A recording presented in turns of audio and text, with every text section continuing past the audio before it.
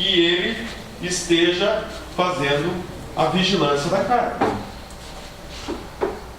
Afora essa situação muito peculiar e específica, como é que a gente pode... Veja, se o sujeito está dormindo no posto de gasolina, todo iluminado, com vários caminhões, ele está fazendo vigilância da carga? Ele está dormindo. O caminhão é o dormitório dele. Não é isso? Acho que aí nós devemos diferenciar o que é pernoite e o que é um soninho na cabine, mas durante o dia numa fila.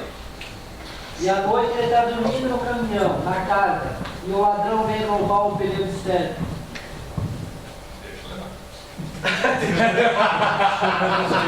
Deixa eu levar. Se estiver armado, você Ele vai levantar, ele vai deixar levar aquele lá, né? Ele vai acordar e vai tentar proteger o patrimônio que não é dele. Se o equipamento estiver monitorado, né, ele faz o relatório do que teve a ocorrência e faz a comunicação para as autoridades. Se for o Big Brother, que é o que tem aí... Normalmente a gente... Não, peraí, termina. Normalmente a gente vê trabalhador de reclamar e dizer, Turmina, isso aconteceu comigo e o patrão quer me cobrar de todas as maneiras, eu sou responsável. quer fazer o valinho. Cobrar um furto que... O meu cara roubou o pneu daquele você não viu. Não. Mas a tese jurídica prevalecente, vamos ser francos, a tese jurídica prevalecente, pernoite do motorista no interior do risco, por si só. Gente, é óbvio, isso antes da lei mesmo, a gente reconhecia que se as condições fossem adequadas e o cara está usando, e a cabine for adequada, o cara está usando de fato só para dormir, de fato. Agora, se tiver um outro elemento, por exemplo, for um caminhão frigorificado, o cara tem que ficar, aí a gente vai ter que construir, a gente só tem que saber que tem isso aqui, tem que construir. Se a gente não quiser ou seja sobre aviso ou prontidão e tal, vai ter que colocar outros elementos, por exemplo, de que ele, na inicial, já vai ter que fazer a prova, de que ele tinha responsabilidade e tal, que os lugares... Adicional, a responsabilidade é adicional. Que o lugar não era seguro, que já teve não sei o que tinha... Agora, ela, de fato, vamos ser francos, por si só dormir na cama, não é mesmo. Não é, só dormir por si só não é. Aqui vamos garantir a palavra. Nesse caso do Turbina, então, Por si só. Eu acho que a gente tem uma tarefa adicional agora de mostrar que o cara tem uma segunda nesse caso do Turbina, robô externo. Tá, robô externo. Ele não vai cobrar dele externo. Tá, mas não tem nada a ver com jornada. Ou depois muda com a jornada.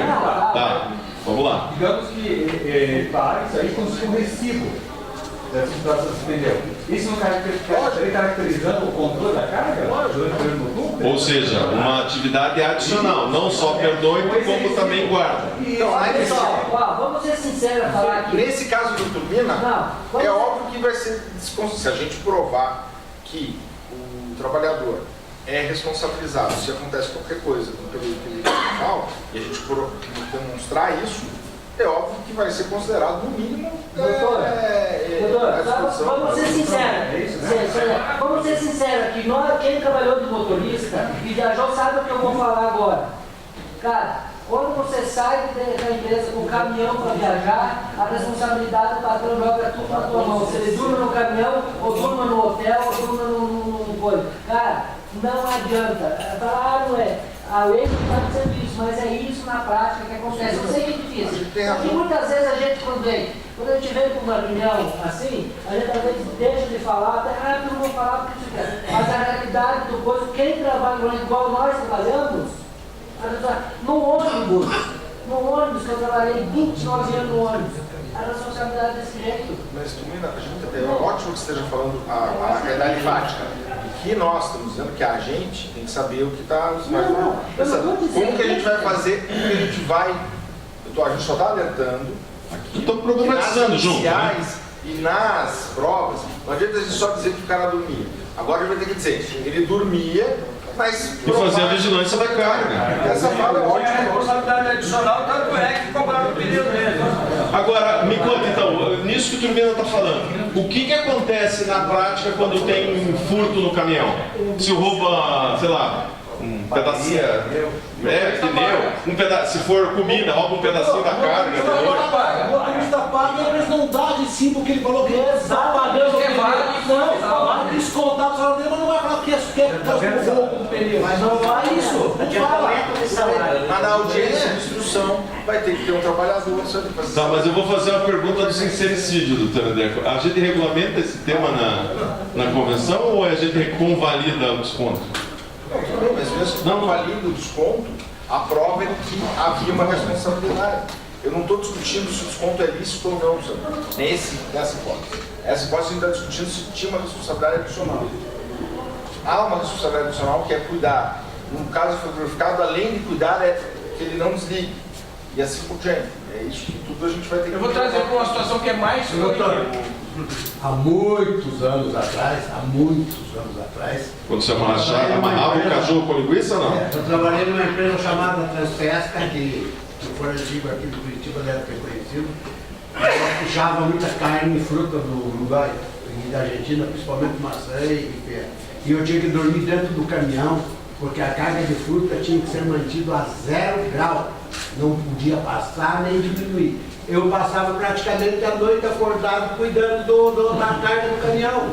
E se acontecesse alguma coisa, ó, com você. Eu não ganhava nada por isso. Assim, a gente já discutiu que não aconteceu nada. Você manteve a 0 graus todo esse tempo. Temos dúvida.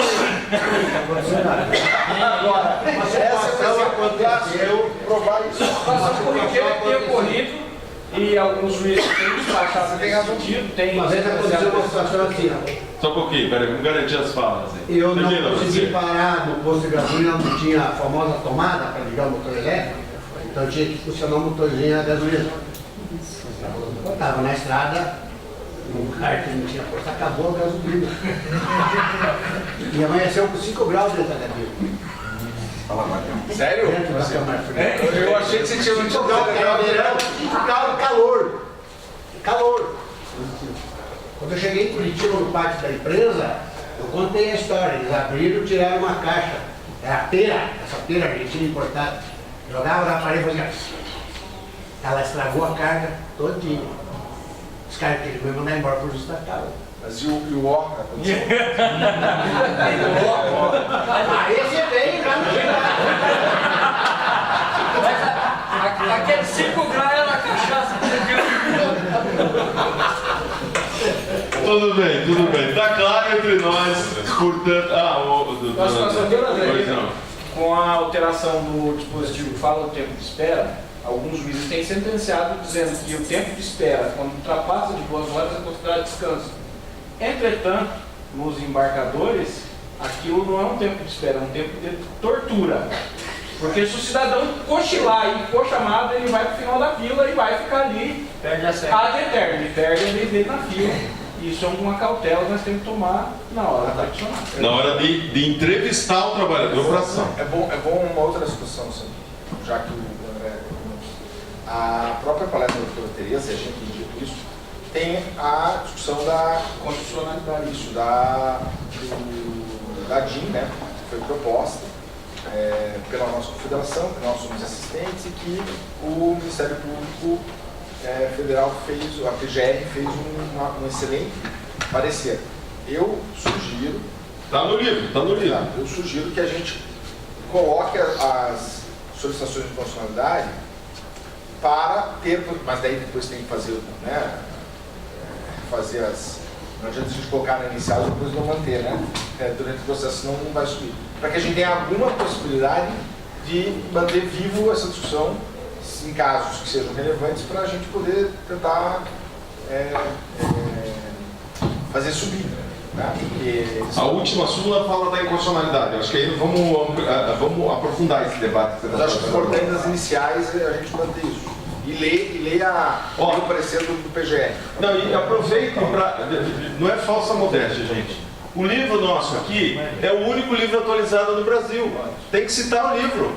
tem juiz que já está usando o livro como fonte. Os ministros, você tem Então, a nossa turma tem que usar o livro, não é o nosso artigo. Tem vários artigos, tem um livro, tem um artigo aqui no livro que é de um médico, para vocês terem uma ideia, que é o Dirceu Rodrigues Alves Júnior. Ele faz a listagem de todas as doenças, riscos ergonômicos, físicos e químicos da atividade do motorista. Um médico escreve no livro.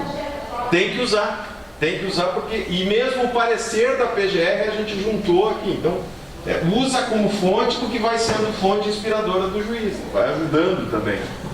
Um dos motivos da escolha do palestrante de ontem é porque ele está usando o livro como fundamento do julgado. Então, a gente vai criando um corpo para as nossas teses. O Eliasa? Sim? Diga. Nessa situação da jornada, foi também levantou, cheguei 10 minutos atrasado, sobre o serviço fora do volante, que o caminhão está parado, não está registrando que está parado, mas ele está lá, ou está prendendo o cano lá da descarregação, ou está ajudando a descarregar a carga. Não tratamos disso porque a gente está discutindo em cima das súmulas, mas ao final a gente pode trazer esses temas também. Isso é hora de jogar isso como hora de espera, não é hora de espera. Tem uma delas aqui que vai falar de hora de espera, que a gente vai. É a última, na verdade, que trata de inconstitucionalidade, a gente ia para esses temas. Vamos avançar. TRT 23, qual que é esse? Mato Grosso do Norte. É o do Norte? Então vai lá. Não pode, é só aí Mato Grosso. Tem o do Sul e tem o do Norte, né, João? Ele dá calafrio, ele deixa feio mesmo. Vai aí, João. Ele não passou em geografia, mas ele sabe sobre isso. Se você falar com o Mato Grosso, que lá em Mato Grosso do Norte, ele fica bravo. Vamos lá. Em Mato Grosso é Mato Grosso do Sul. Após a edição da Lei 12.619, passou a ser do empregado o dever de obedecer aos limites de jornada legalmente impostos, devendo usufruir e anotar corretamente todas as pausas determinadas em lei. Se ele não fizer isso, começa o que? Dançou então. Ele... Já tive justa causa.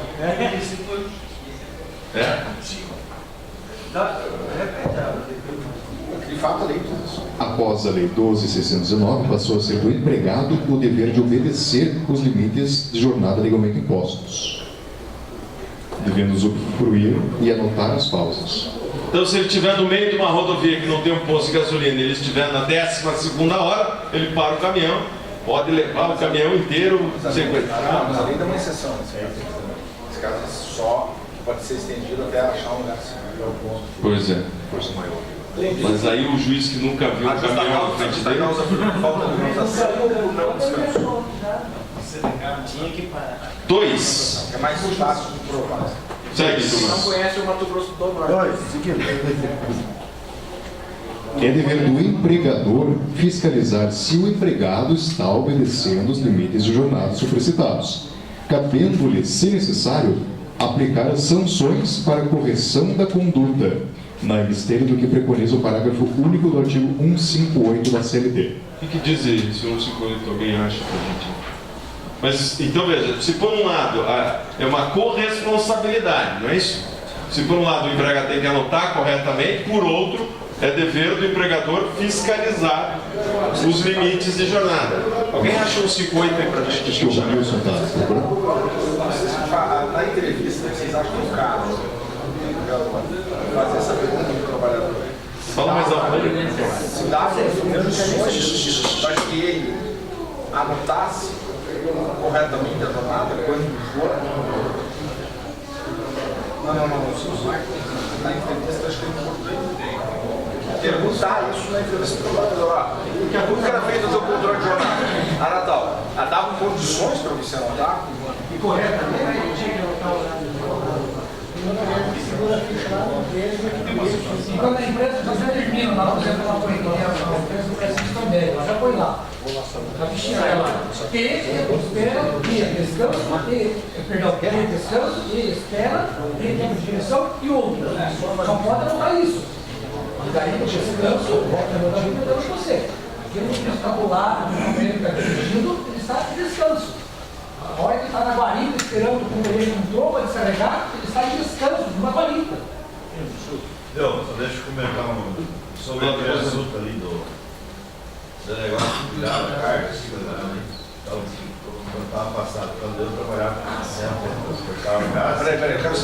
Teve ó ou não teve ó? Então você pode contar.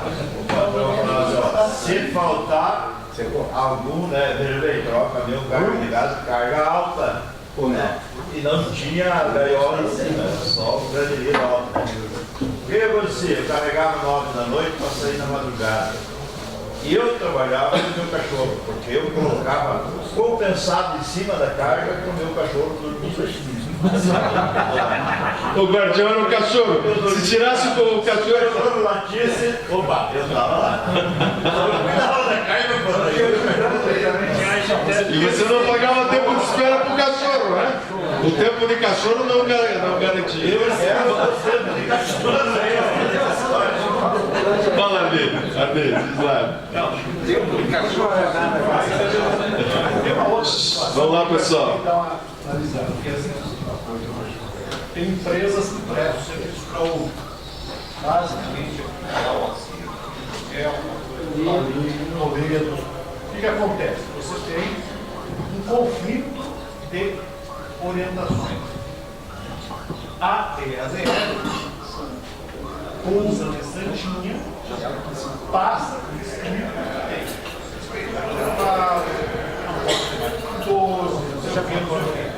o empregador dá mais ou menos a seguinte orientação: toque o palco do que você prefere. É isso que o pessoal fala. Então você tem duas orientações de natureza distinta. Aí você está lá para montar inicial. Pede para o trabalhador: vamos colocar no polo passivo também a PRF? Aí ele diz o seguinte: não. Porque se colocar, eu não entro em nenhuma das outras empresas que prestam serviço para PRF. E se eu não coloco a PRF, eu não posso fazer nenhum questionamento em relação a essa orientação.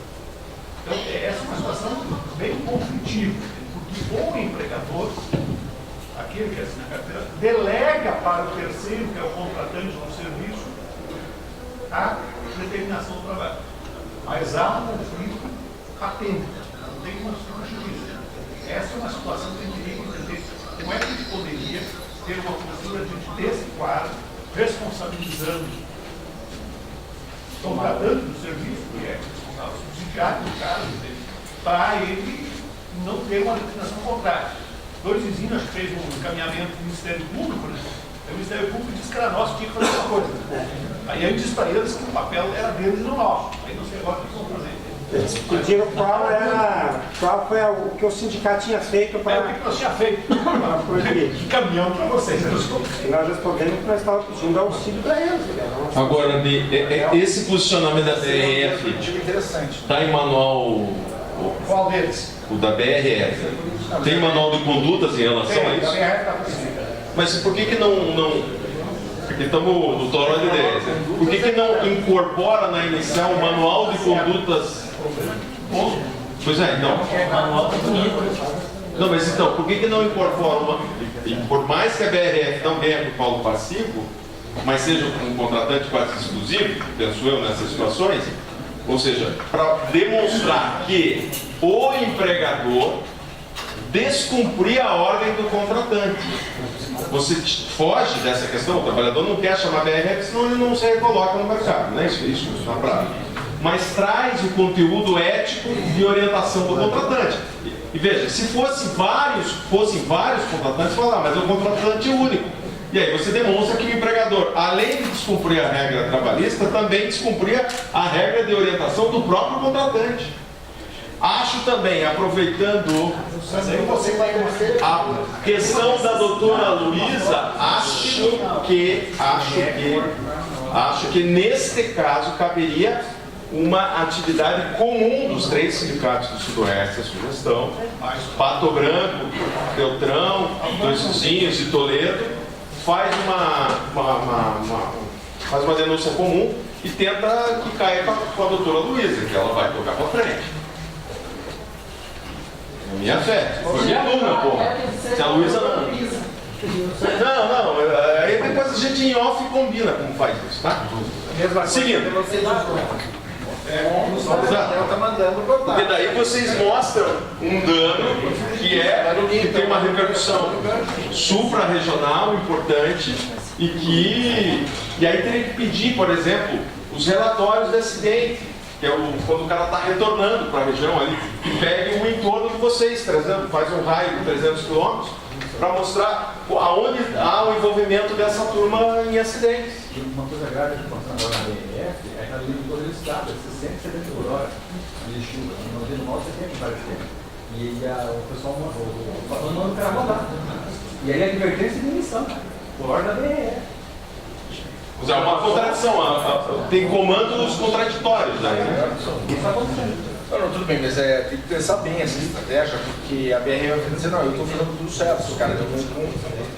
O que a gente tem que fazer é o contrário, que ela é uma hipocrisia. Ela define regras que o contrato que ela faz com qualquer empresa, não é com a empresa A, B ou C, é impossível adequar as regras com as condições que ela estabelece no contrato. Vou dar um exemplo que aconteceu aqui, eu não me lembro agora se foi Pato Branco, se foram 2 vizinhos, mas foi os 3.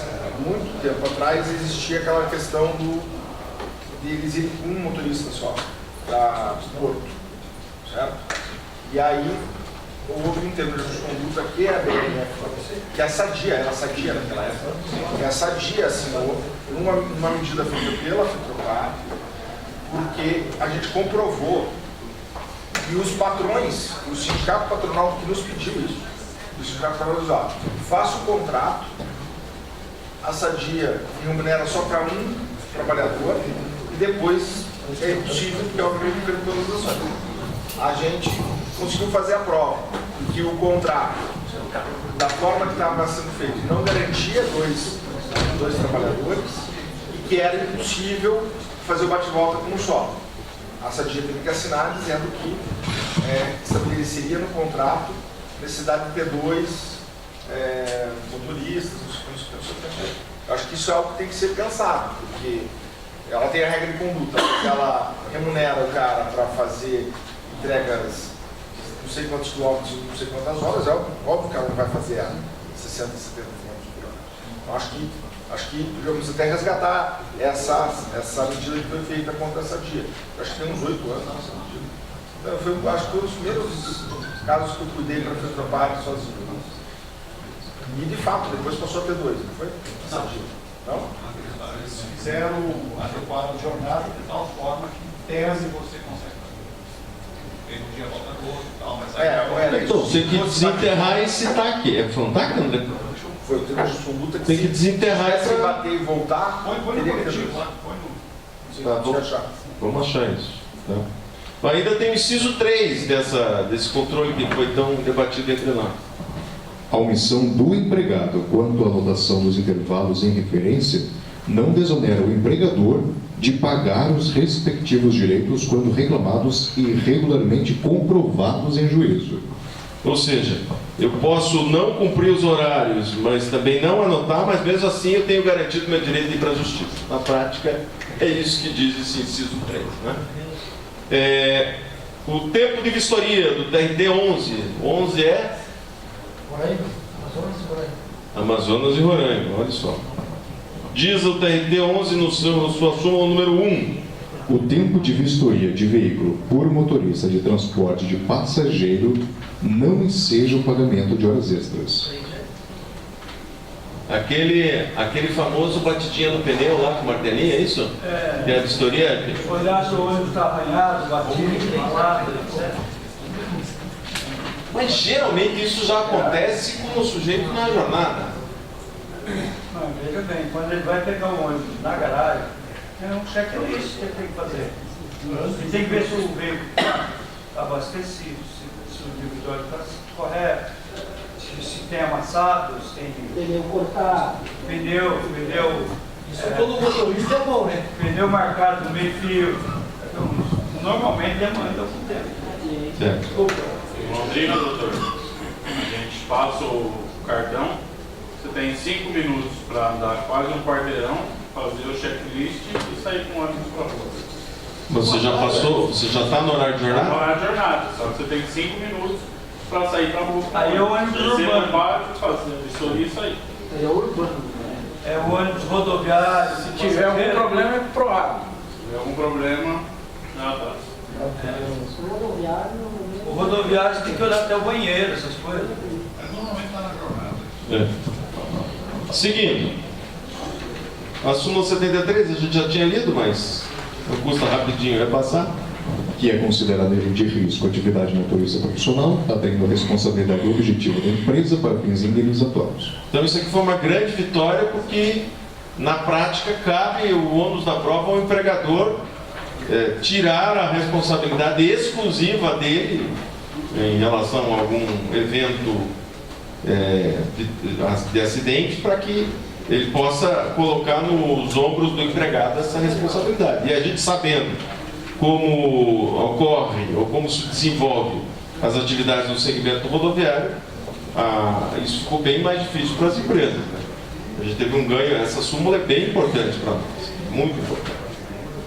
TRT 18 que é Goiás? Goiás. Vamos lá. O motorista do transporte rodoviário executa atividade de risco acentuado, incidindo a responsabilidade objetiva do empregador em caso de acidente de trabalho. Repete basicamente a súmula nossa do nosso tribunal aqui, a 73.